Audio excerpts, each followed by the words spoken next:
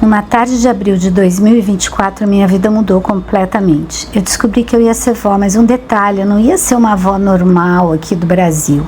Eu ia ser a avó de um bebê francês. E com isso, eu ia ser uma avó muito distante para o meu gosto.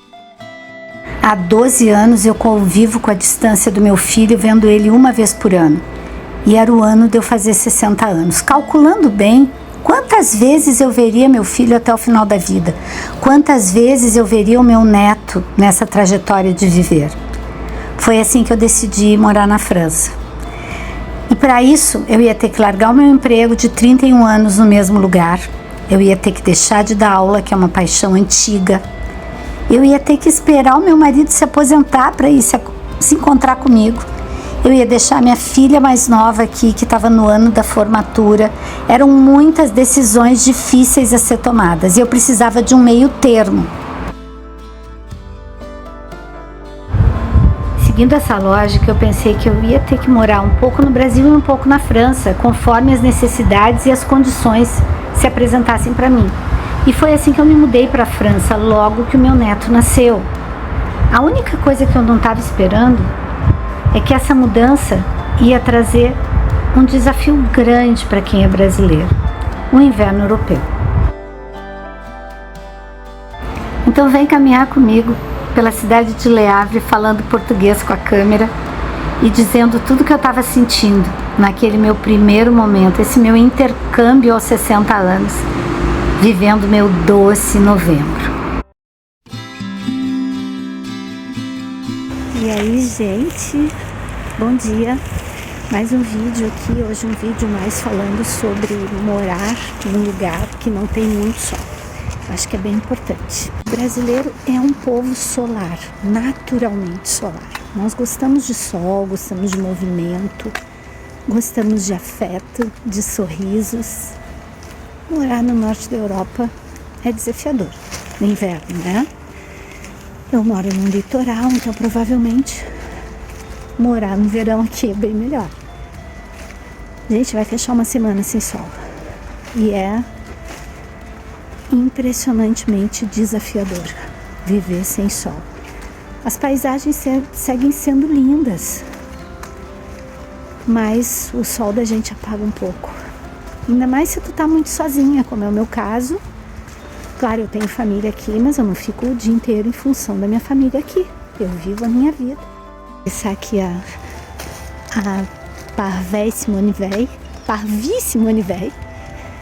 que é uma praça que eu amo aqui no bairro do Danton. Porque além de tudo eu tô com um problema no aquecimento do meu apartamento. Eu tô num Airbnb, provisoriamente. Eu tô indo lá no meu apartamento fazer compras, que nem eu digo, né? Buscar as minhas coisas para cozinhar e para viver, porque viver em euro não dá para comer fora, né? Cozinhar é fundamental. E eu vou lá fazer as minhas comprinhas. Eu tô num lugar que eu amo, com esses prédios históricos, esse lugar fervilha a história. Cada lugar para mim aqui é uma descoberta. A dicotomia de viver tudo isso é que eu amo estar aqui. Eu amo estar perto da minha família daqui. Eu amo ter essa oportunidade de ficar na Europa, que é a minha Disney. E ao mesmo tempo eu estou vivendo um dos momentos mais felizes da minha vida, realizando um sonho, que é morar na Europa, ter um neto. Eu tive meu primeiro neto, poder ficar perto da minha família, que eu fico tão longe. Então, assim, são muitos sentimentos dicotômicos. Agora, por exemplo, eu tirei a minha gorrinha de pele, né, que vocês não me aguentam mais. Tá caindo uma chuva muito fininha, vou ter que botar a gorrinha de pele. Porque se eu ficar doente sozinha aqui, vai ser bem pior. Então, eu me agasalho além da conta. Meu Deus do céu. Na vida é muito importante como tu caminha, mas o mais importante é com quem tu caminhas. Aí as pessoas, tu nem tem quase seguidor no YouTube, pra que tu tá fazendo vídeo? Pra ter alguém com quem falar também, né? Pra lembrar desses dias, pra registrar, porque apesar de eu ter 60 anos, eu já entendi que o mundo virtual é um novo mundo. E ele pode servir como um diário. E eu sou uma pessoa de vida de livro aberto. Então, não tem porquê eu não compartilhar, porque isso vai ficar de eterno, né? Vou poder me lembrar. Agora, esperando o retorno do meu marido, a vinda da minha filha para o Natal. Então, apesar de estar sozinho, de não ter sol, eu tô com uma expectativa feliz. Mas eu quero desmistificar este glamour de só ser bom morar na França. É chuva de gelo, não é neve.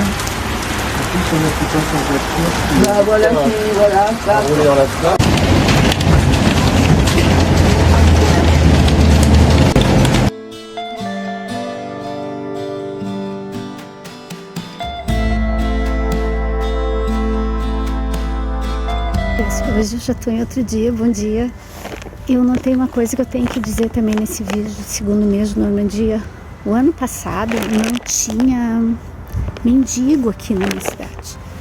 E este ano eu tô vendo muitos mendigos. No início, quando eu cheguei aqui, eu tinha visto 4, eram sempre os mesmos 4. Na Centreville, né? Onde eu fico. Mas agora, acabei de ver um morando embaixo na marquise da igreja. Eu sei que tem mendigo em tudo que é cidade, inclusive nas cidades ricas. Nova York é cheio de mendigo. Toronto, então, é muita gente sem lar. Mas, sinceramente, aqui eu não tinha visto ainda. Eu acho que as guerras estão afetando muito, ainda mais as cidades portuárias. Muita gente refugiada vem e chega ilegal e fica ilegal. Então isso muda um pouco a cara da cidade. E eu acho que é o que está acontecendo aqui com o Le Havre. Curiosidade também, gente, que eu percebi. Ninguém se preocupa muito com cocô de cachorro. Eles se preocupam muito com parabeno no desodorante, que até depois quero falar uma coisa sobre isso. Se preocupam muito em fazer coisas biologicamente corretas, não classificar os alimentos, nem A, B, C e D, dizer o que está aqui. Isso é uma coisa que chegou já no Brasil, mas mais recente. Eles já fazem isso há muito tempo. Mas eles não se preocupam em juntar o cocô do cachorro. Então, caminhando pela França inteira, olha pro chão.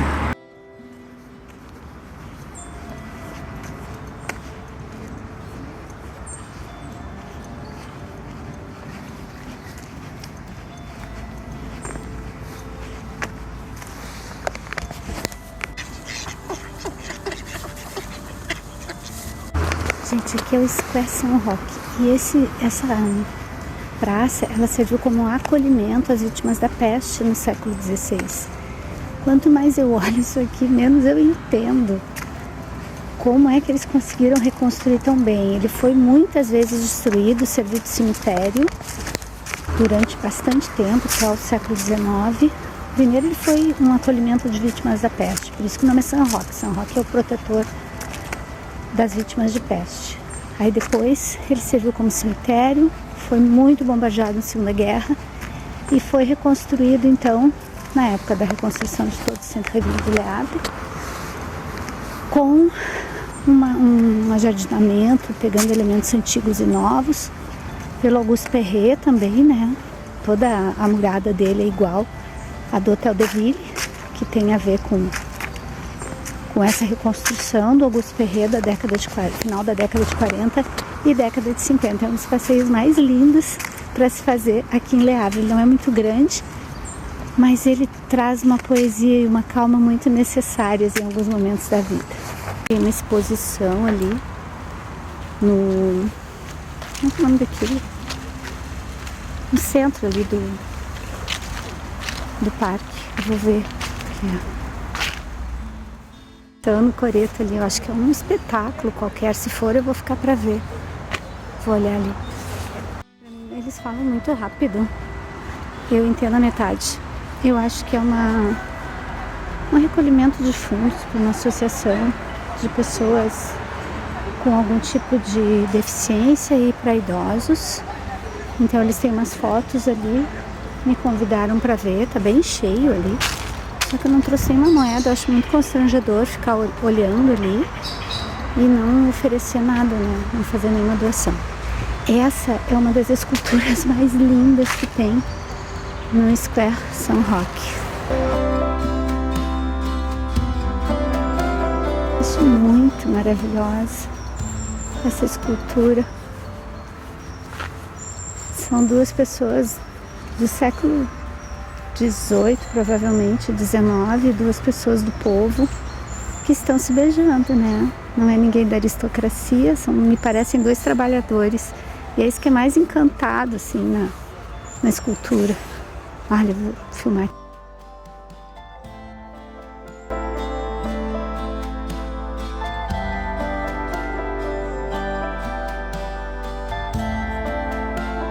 Eu andei, gente, acho que andei uns 3 quilômetros só de vinda pra cá. Então é bem comum isso.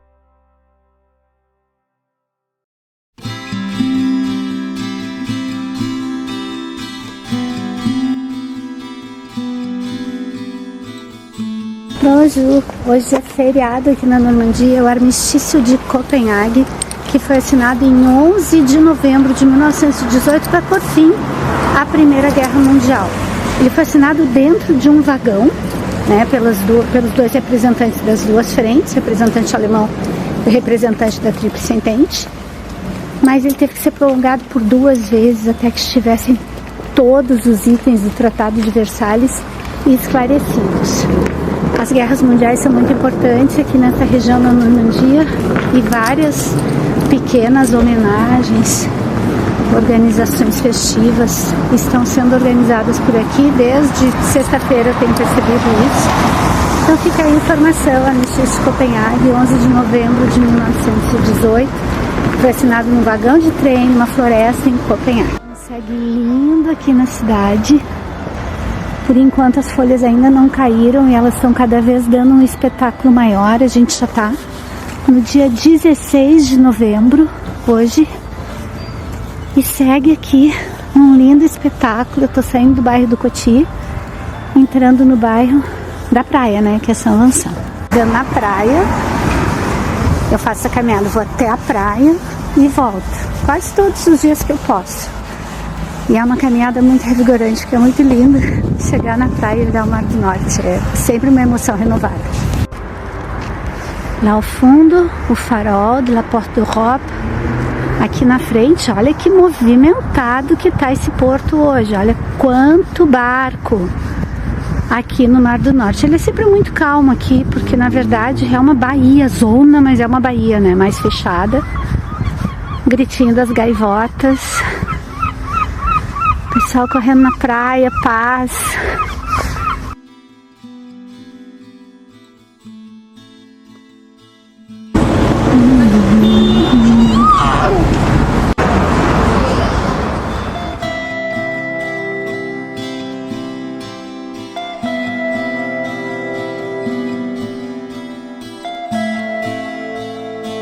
Aqui na cidade de Saint-Adresse, onde eu venho todas as tardes. Estou percorrendo um lugar chamado Bois du Vagabond Bien-Aimé, o Bosque do Vagabundo Bem Amigo, que é caminho aqui para onde eu vou.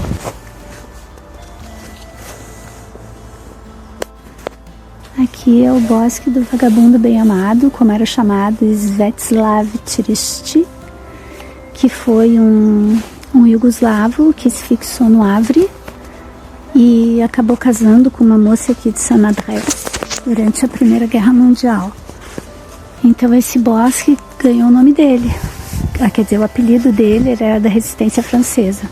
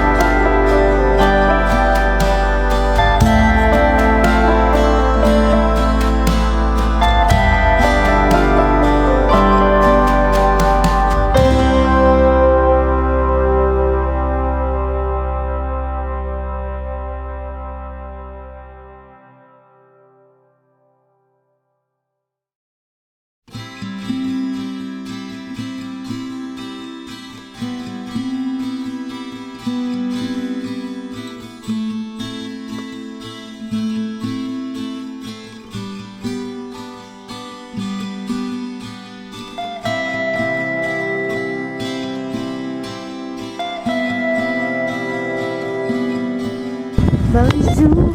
Hoje tá 11 graus, depois daquela nevasca. Então, como eu já tô começando a ficar local, eu vou pra praia, como todo mundo faz aqui. Então eu vou dar uma caminhada até a praia, claro, tô levando uma touca porque tem vento, né, gente? O pessoal estão montando a feira de Natal de Le Havre, como eles dizem. Eles não dizem Le Havre, eles dizem Le Havre. Então estão montando a feira de Natal de Le Havre. Acho que em vários lugares. Eu achei que era só no Hotel de Ville, mas não, eu vou tirar bastante foto e postar aqui. Deve ser lindo de noite, mas ainda não tá montado. Eu acho que a inauguração deve ser 1º de dezembro. Mas eu vou fazer questão de mostrar, porque deve ser muito lindo.